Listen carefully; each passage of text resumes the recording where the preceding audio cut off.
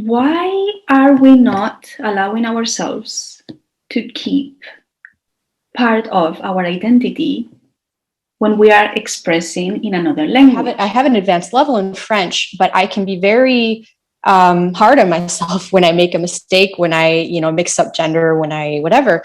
And I kind of made the connection that when I was teaching English, I had sort of become that authority figure who would tell people this is right or this is wrong in a language, in the same way that I feel kind of frustrated with sometimes in French. So I think I realized that position of authority in regards to a language, also that being that kind of all-powerful authority figure in English because I'm a native speaker, there was something that mirrored, as I said, my own relationship to French, and so I realized that was an important key, I think, to understanding what was not quite right.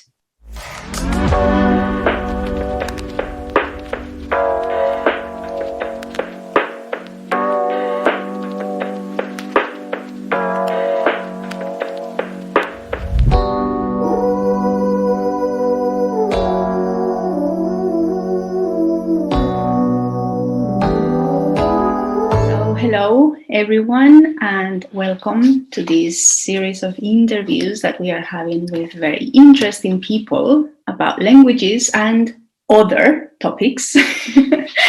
And I wanted to introduce you today to Jessica Sarlandie. She is an experienced language teacher or language learner, and she's currently completed a certification in art therapy, which is something that I can tell you we'll be talking a lot today. So, hello, Jessica.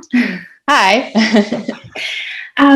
So I guess that the first thing I would like to know is about what you do. What are you doing currently? Give us a little explanation of who you are, what you are doing, and everything that seems relevant. So I'm American. I live in France. I was originally trained in the US as a French teacher. So my passion since I was about 15 years old was French.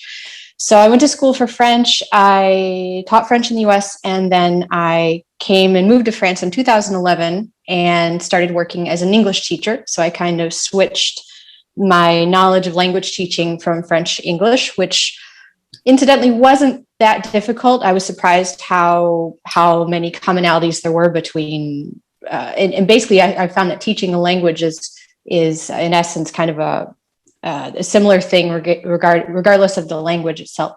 Anyway, so I was teaching English at the university level here, and a few years ago I started to feel that that the teaching I was doing was no longer really aligned with who I was and kind of where I was going moving forward. And so this past year, I decided to stop teaching and take some time to go back to one of my other passions in life, which is art.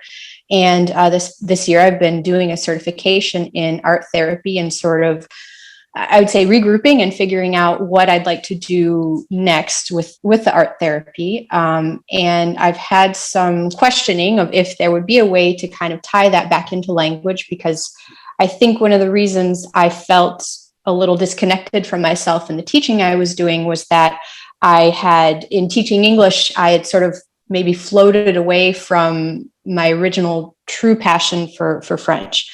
And so I think I'm trying to kind of go back to the source of all those things. And as I said, kind of working on going back to art therapy and exploring, especially in doing art therapy, I've also seen very different ways of learning, very different from what I was doing as, university language teacher.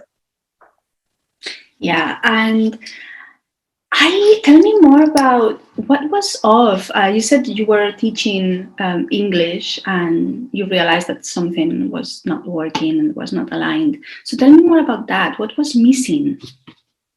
Well, in the beginning, I really liked what I was doing. When I first got here and started teaching English, I was so happy to be here. It was an interesting position. I felt challenged. There was a lot to learn. I'd never taught English before, so I really had to, anyone who is a language teacher understands this. When you teach your own language, sometimes it's more challenging than when you teach a language that you learned yourself, because you didn't learn the grammar rules, the vocabulary like a learner. You just learned it in immersion. So in the beginning, I had a lot to learn as an English teacher in terms of, explaining grammar, that kind of thing. And I think little by little, especially because in English, I taught many different subjects. I taught scientific English, I taught business English, professional English.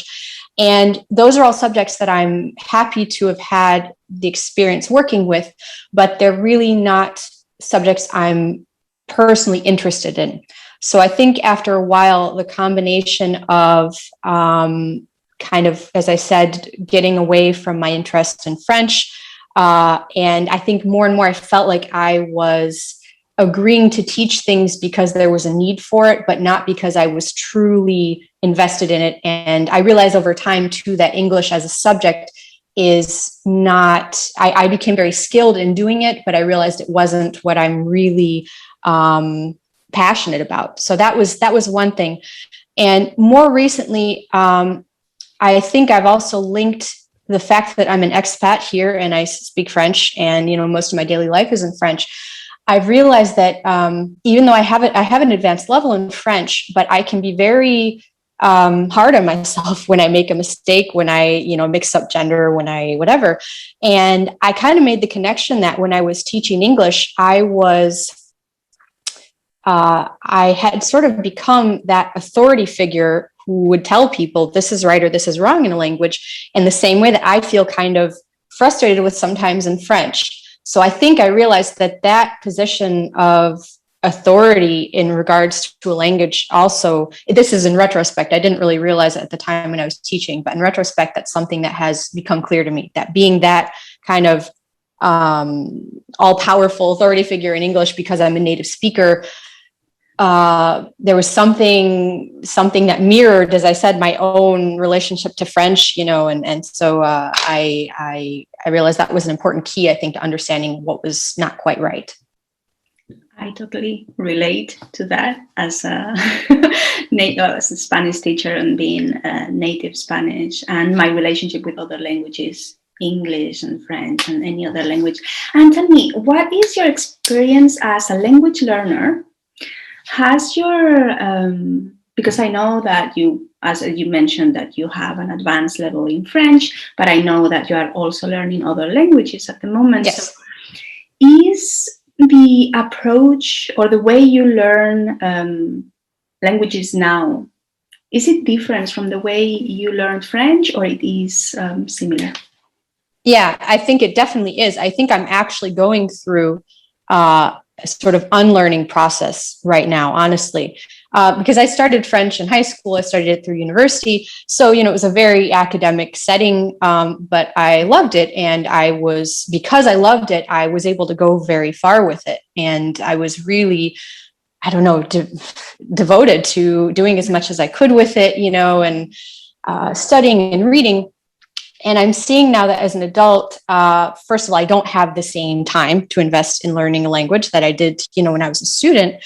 And I'm seeing that I definitely have to be not quite as hard on myself in learning other languages, because I don't have the time. When I learned French, I was able to come study abroad for a year when I was a student. I spent a year working as an assistant in high school, which I believe you did as well. So I had a lot of experiences I was able to accumulate, and my life is not set up right now for me to go through the same process in other languages. And I'm realizing that I don't have the same patience. I don't want to go through all of those really kind of rigorous steps. So I've learned, I study Italian and I study Russian. Italian, I did the kind of sequence of basic language courses up to a C1 level. And I've found ways to sort of maintain Italian on my own in ways that feel good to me. And Russian has been an interesting experience. I started learning Russian because I was going on a trip to Russia with my husband, and I was a little bit concerned. As an American, I was not extremely, I didn't know what to expect, but I had a lot of kind of stereotypes and received images, I think, of what it was like. And so I started learning Russian to feel like I was taking a step towards Russia and Russian culture and the language. And I'm so glad I did, because it was an amazing trip, and it was just so wonderful. And I've continued learning Russian since then. And Russian, I take private lessons, but I plan a lesson when it's convenient for me. It's not every week. It's as I want to do it. And I still think there's work. I shouldn't say work, but I still think there's a process I'm going through of understanding how I can really open myself to allowing, rather than saying, oh, it takes so long to learn a language, there's so much work involved, really allowing myself to enjoy the process and enjoy each little step of it, because that's what's really important about it. Yeah. And in terms of the art therapy, we are going to go back into the languages in a minute, but I wanted to know more, all the things about you first. And art therapy is the present thing. So tell me more about why you started. What was the thing that prompted you to pursue a certification? And what are you discovering? So I decided to do a certification in art therapy because I knew in looking for a transition from teaching. I've always known that art is important to me. I've always loved drawing and painting and taken classes here and there, but never pursued it more seriously than that. And I was working with a career counselor here in France who, pushed me to do some different exercises, different research on the internet. And that was a profession that came up. And I thought that could be interesting, but especially I was interested in if there would be a way to combine creative expression and personal expression with language learning. Because as I said, that's kind of the process I'm trying to work through myself, is understanding how to allow that to be more open and focus more on the process and not the product. So that's how I ended up researching and finding a certification. And it was a certification that took place this year. I started in September and I just finished in June. I still have a final paper to write, but the actual courses are finished. And it has been a really, I would say, first of all, this year of, COVID, I really needed it. I really needed that kind of space to express myself and be creative.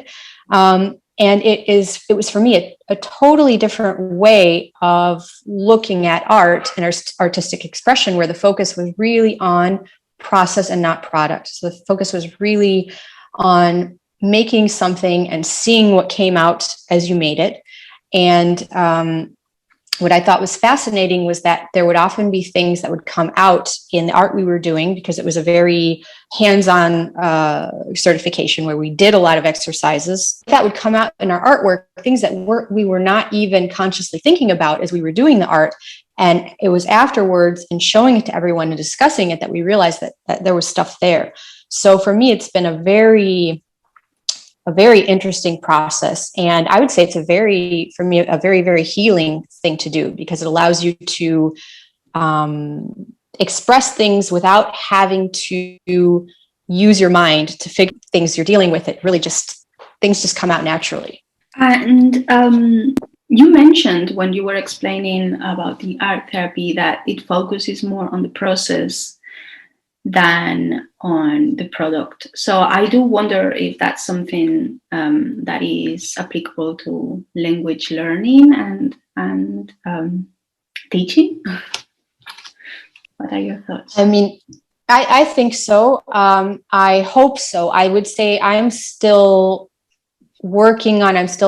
kind of experimenting maybe with how that can happen. I know there are people out there some of them I follow on Instagram, and yourself included, I would say, who are already exploring that territory of kind of taking language learning into a different register.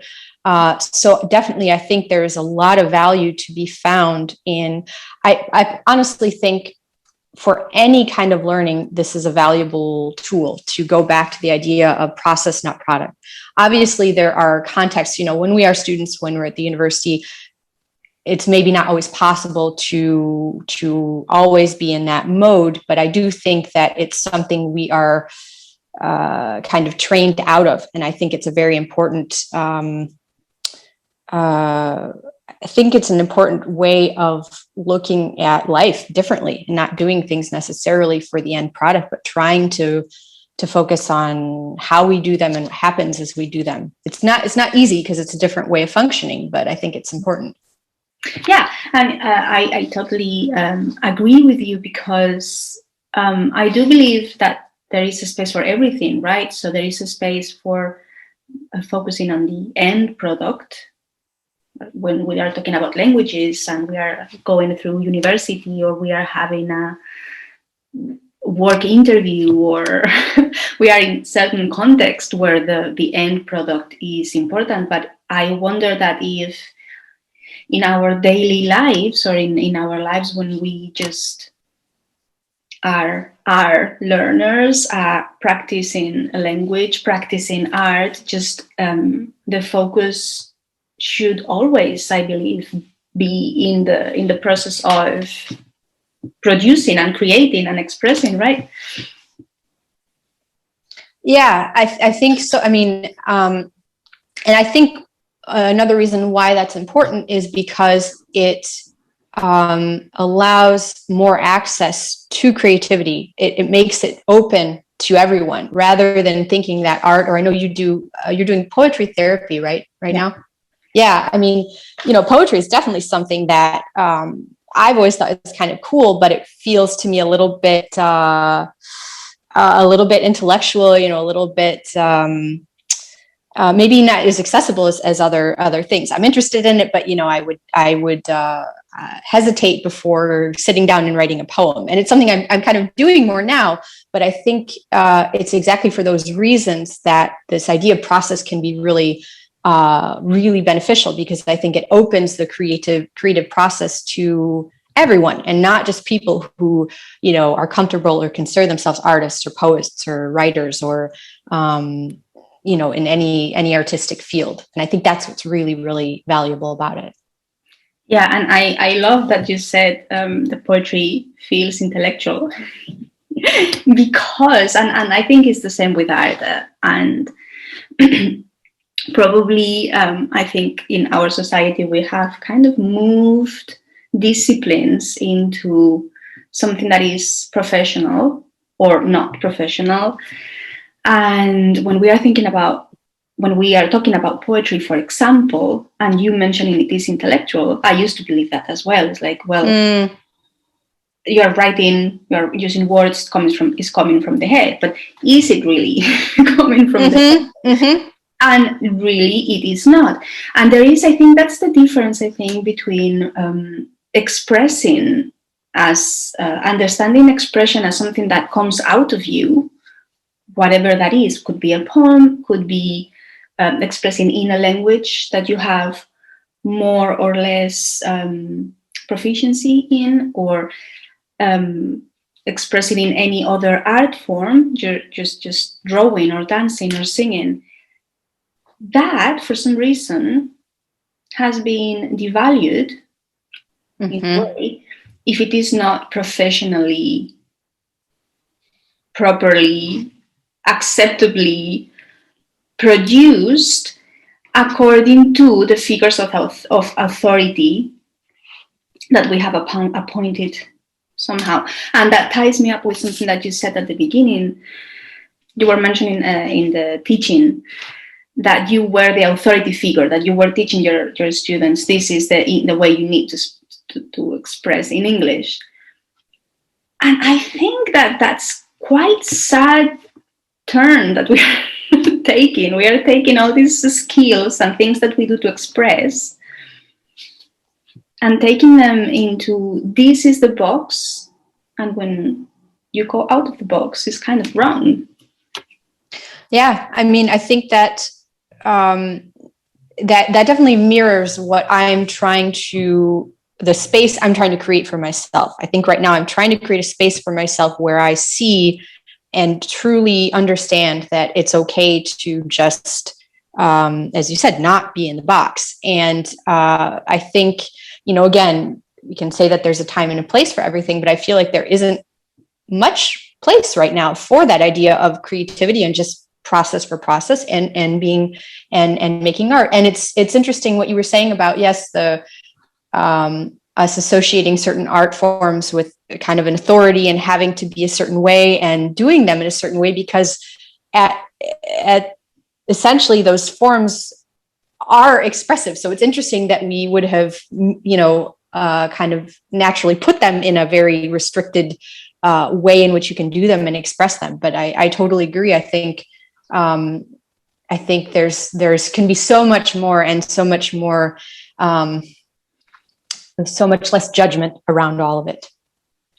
I would love if we remove the judgment. Yeah. I think judgment is great in some areas. We need to discern if something is right or wrong, or in certain contexts. But I think that when we judge other person expression, that's where the problem comes, right? And it could be language, it could be any expressive art form that they are choosing to express themselves in. Right? So what happens? I guess my question is, what happens when we unleash our creativity, when we express ourselves artistically, when we lose or the fear of judgment? What happens? Well, I would say first, I think I'm still in that process. So I maybe don't have a complete perspective on it yet. I think I'm in it. But what for me, what has happened, it has made me much more aware of my emotions. It's given me a space to express my emotions. So as I realized that I was no longer in alignment with the teaching I was doing, it brought up a lot of very strong emotions, because it was very, very attached to, so much attached to my identity, both being American, of speaking English, of having moved to France. So there were there are still lots of emotions around that, frustration, of anger, of lots of different things, and emotions that I realized that didn't feel very good, first of all, but that I didn't really know what to do with. I think we all individually have our own ways of dealing with emotions, feeling with emotions. I think some people maybe recognize or feel them more than others, but I know that I do have strong emotions, and especially certain ones, like I said, anger and frustration. I feel like I don't know what to do with them, and I don't have a great and art therapy this year has helped me give a space to that, helped me give an outlet, so I can, rather than kind of trying to run away from it, really, recognize it and realize it's there. So that's my personal experience with something that's come out of it. And I think does provide the possibility on a kind of, I guess I'd say more maybe spiritual level of sort of healing, but also just for me, it feels like it's allowing me to move forward and not stay kind of stuck where I was, but kind of processing what I'm going through as it comes through art. It doesn't just have to come through art, but that's one way. That's like something now I know that I can do, that I can use, to help things move through. But I think it's just a way of kind of leaving what we need to leave behind and moving forward. And that's very valuable in itself, right? Like the witnessing of emotions and experiencing the emotion, allowing ourselves to experience the emotion, recognize the emotion, and let it move through us. That is probably one of the best things I think we can do, right? Because I do like you, as you were saying, I also have strong emotions. And for me, for many years, I don't know what would be about you, but for me, for many years, anger was something that I didn't allow myself to express, but not even express it, even to feel. There was a moment in time when anger started coming up, and I created a way of not being aware of it, just shutting it down somewhere over there. And that has an impact, right? Over time, that makes you be disconnected with yourself and not being in contact with the things that matter to you, and that in a way curtails your life. Your life expression and experience, and the way you experience your life. So you were mentioning the idea of healing through art, which I totally get and understand. And poetry therapy is just another little variant of art therapy. But I do wonder, because languages is something that we both love, how can language be healing? Is there a way of language to be healing in the same way as art therapy? If art is a human expression, language is also a way to express. So I do wonder, how can we heal through languages?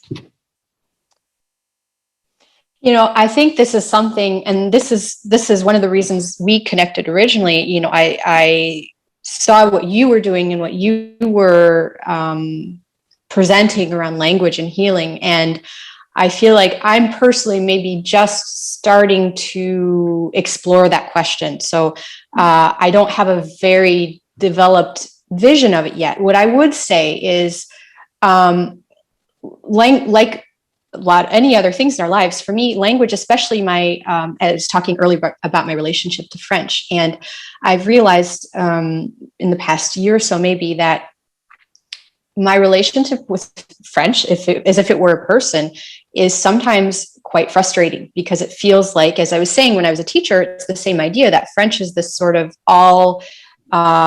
it's always right? If you were in a relationship with a person and the other person is always right, no matter what they say, no matter what they do, they are always the standard. And you say things, but sometimes the things you say are wrong. At some point, that's not going to work anymore. At some point, there is going to be a problem if you keep staying in that dynamic. And I think that's kind of the dynamic that I have been in French, especially living here, needing to speak it in daily life. There's definitely a lot of pleasure and joy and appreciation for being able to do it. But there are times where I'm like, I don't care if I got the gender wrong of that word or whatever. So I think for me, the healing is just allowing myself to recognize that that's a frustrating situation to be in, that I need to allow myself to almost sometimes see French as if it were a person, and write a letter to it and say, this is really stupid. Like, I think it's really stupid. This, I don't know, subjunctive conjugation. I don't know. So for me, that's part of it, is just, and again, that goes again back to this idea of emotions. I think I wasn't even aware of that feeling up until recently.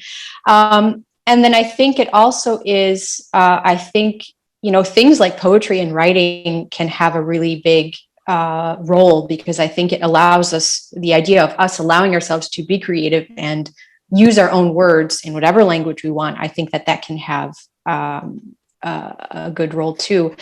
And I guess right now I'm trying to kind of get back to basics and really go back to, what do I really love about French? What feels good about it? What makes me happy about it? So for me, that's where I'm at, is trying to both recognize where, as I said, the relationship is unbalanced, but to remind myself of what I really loved about it, and kind of why I'm here in the first place. I don't know if that answers completely your question, but that's my personal placement at this time. It does. And I do love the fact that you're treating French or any language as a person. I think it is so important that we do that shift because when we start, as you were saying, when we start treating the language as a person, we see it as, well, or we should see it as an equal, right? Yeah. Yeah. Mm-hmm. It's not that this person, as you were saying, is always right. Well, we are in a relationship. There has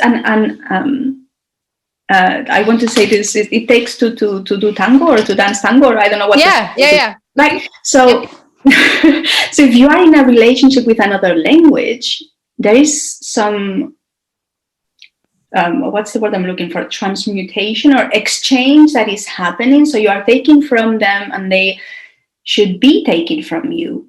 And then that is the expression, right? I wanted to ask you, because that's something that is coming, it is in my mind lately all the time, the idea of identity and authenticity in the way of when we express in a non-native language. So, what is your experience with the other languages that you are able to communicate, from French, Russian, Italian, and in terms of the levels, because we have assigned levels to languages, which is great, helpful, but for example, just tell me a little bit, what are your levels in all the other languages that you speak, so that we can have examples. Oh, okay. The other languages besides French. Well, French is advanced, you said, yeah? Yeah. Mm-hmm. Italian, I have an advanced level definitely in terms of my grammar knowledge. I've never lived in Italy, so that's something I notice, I guess, having, lived in France and spent all this time in France. I don't have the same automaticity in Italian that I do in French, but I'd say I have an advanced, conversational level in Italian. And Russian, I have probably between the A1, maybe starting on an A2 level. So kind of the basics, basic grammar knowledge, working on cases and that kind of thing. So that's where I am, more or less. Okay, so is there a difference in the way you can express or feel your identity through French, Italian, and Russian? Well, I think I feel like I have an identity in French, first of all, because I've been here a while, but I feel like I can, tell a joke in French. I feel like I can be funny, maybe not the exact same way I would in English, but and in Italian, it's interesting because I learned Italian here in France. So I learned it in a French context. So in other words, when the teacher needed to explain something, it was explained in French. So I learned Italian kind of with a French accent. So I think there's still Italian. I think I'm still looking for I'm still kind of shaping and molding what it feels like to me, trying to feel in different ways, the ways in which it is truly different from French, because since the two are so similar, I think when you start, you do definitely have an advantage when you know another Romance language, going into a language like Italian, because there are a lot of similarities. And I think the real exploration starts when you really start to see and identify and understand in which ways it's unique. So I feel like that's where I am in Italian, and kind of exploring and trying to understand the nuances without getting as intense in Italian as I was in French. This year I was taking I did a sort of book club where we would read a book, and we could optionally, if we wanted to, we could type a text up about the book and say what we thought about it. So that was a good exercise, because I'd never worked in a kind of more formal register in Italian. And Russian, I still feel very much like I don't want to say a child, but in Russian, I'm still, working on the sounds, still, there's stress placement in Russian like there is in Italian. So still kind of absorbing all of that. But because I guess of my interest as well in art. I like the writing in Russian. I think it's interesting that it's a different alphabet. I think the look of it is interesting and very different. And it's something I kind of have to, I sometimes have to remind myself that I want to stick with it, because it can feel, as I said, you can be like, oh, why am I doing this? What's the outcome of this? But I think it's just interesting. It's cool. And there's so much to learn. And what I think is interesting about Russian is especially the completely different world perspective you get coming from a Russian perspective. That's what I really found so fascinating when we were in Russia, was truly worldview was from a completely different perspective. And that's what I really liked. And so that's what I would like to bring in more through Russian, and understanding the language and the culture. Yeah. And as you were saying, there is a different worldview with Russian that is very different from the one you had. I do wonder, what is the connection between learning a language that has a completely different worldview from the one you have, and I want to be spiritual here. What opens up for you when you start learning or adopting or expressing, communicating in a language that brings a completely different worldview? Okay. Well, I guess I want to go I have a little tangent I'd like to say about that before I talk about worldview. So I think in the fact of living here in France, it's also been important that I allow myself to go back to sort of my English identity as well, because I think in my time here, to a certain extent, that has gotten a little bit lost. And so, for example, at home, I speak French with my husband. And I may have told you this when we spoke before. A couple of years ago, I got sick before COVID and lost my voice. And I went to see the doctor, and the doctor said, you're a teacher. Teachers often need to work on their voices. If you want, I can refer you to a speech pathologist. You can go work with her. She can help you understand how to breathe, how to place your voice, whatever. And I said, okay, sure. So I went to see the speech pathologist, and really what we worked on was kind of a balance between my literal voice in English and in French. And so, for example, she measured the octave of my voice. In our first meeting, she had me read things in French and in English, and she had some, software to kind of test and see scientifically where my voice was. And one of the things she said to me in French, is very poetic, was, your voice is traveling. Your voice is traveling a lot, meaning my voice was not in either language kind of really anchored in one space. So I was kind of floating around between the two languages. And what ended up coming out of this was I said, I speak in French at home, because that's just that was the sort of way things started when I met my husband. And she said, if you're tired, just speak in English, like just allow yourself to speak in English when you want. And it was strange, but I almost needed someone's permission to say, it's okay. Like, if you're tired and if you've had a long day and you just want to speak in English, just speak in English. So I would say part of this for me has actually been allowing myself the space I need to in English, because I think I kind of assumed I live in France, so I should be able to do things in French. Okay, that's the game. That's what I signed up for. And I'm realizing there has to be more space and comfort to allow myself to express my English identity as much as my French identity, which I was maybe forcing myself to do a little bit too much. But going back to what you said about worldview, I would say that was, I think, what really got me hooked on French in the first place. Was I went to Paris when I was 15 with my French school group. And at the time, I'd only had 2 or 3 months of French. So I could say a few words. I kind of knew how to conjugate some verbs in the present. I didn't know the word for chicken. So really, really basic level. And even though I, didn't have a lot of language knowledge, I remember it felt like like in the movie Wizard of Oz, when Dorothy goes from black and white to color, like it felt like a new dimension was opening to me. Truly, it felt like, just even with these tiny little bits and bobs of language, that it was so making so much more accessible to me.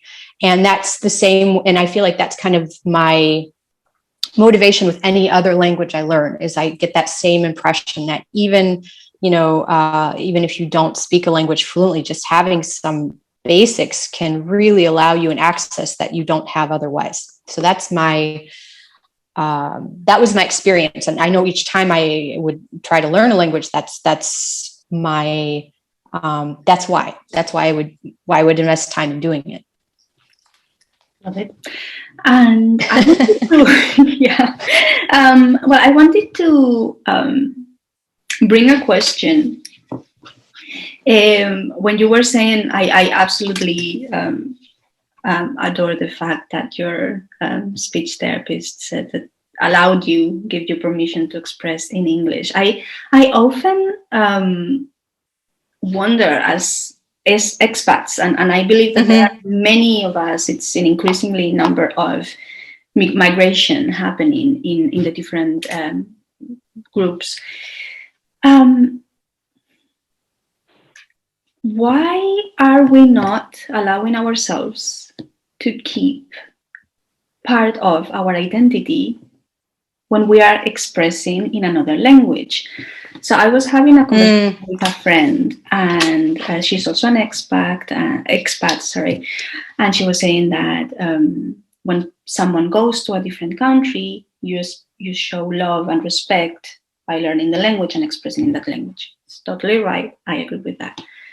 Very beautiful and healthy. But now, when we bring the idea that the language could be seen as an identity, as a human, as someone we are in relation with, how is this language and country showing love for ourselves? Mm-hmm. At a personal level, when we are learning French or we are communicating in French, in your case, how does French, this French entity that we have created, how is it showing love to you? What would it look like in your expression? Yeah, I think that's what I'm working on right now. I think that's what I'm trying to figure out, kind of how,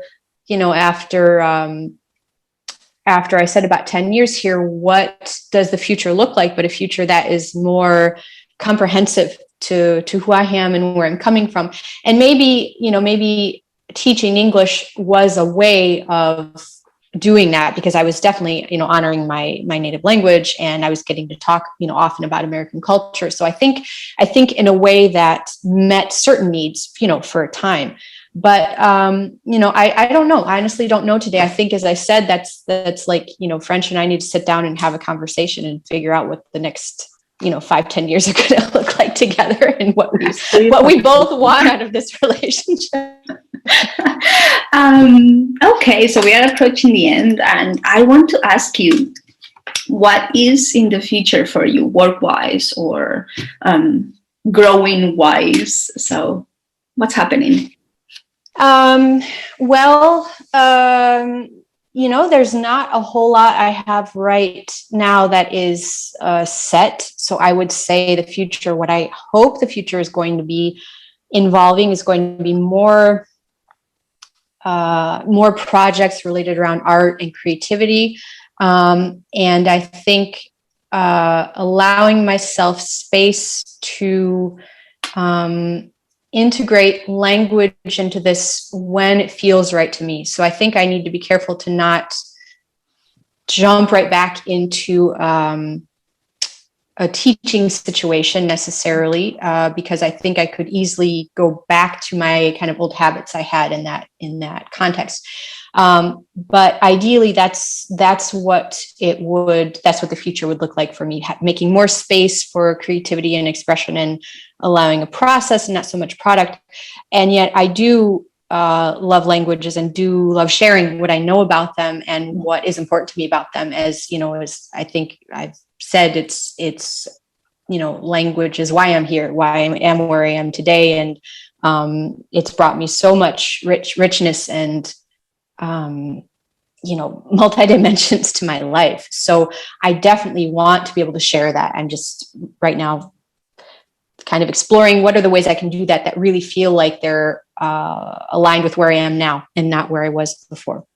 Yeah, so I totally relate with that. And I feel that many of us are in this liminal space where kind of transforming, moving from one thing to another. And I also see that on a bigger scale. Yeah, so I think so. I agree with you. Happening. Yep. Yes, most definitely. Okay, well, thank you for the conversation. Thank you for your questions. They were very, very interesting. Good food for thought. Well, I'm glad, and I just wanted to say thank you for sharing your experiences. I did love hearing them, and I will write some notes and more questions and all your details so people can contact you or find more about what you are doing. So yeah, that's all for now. Okay, thank you, Maria. Thank you for this time. This is really interesting. Thank you.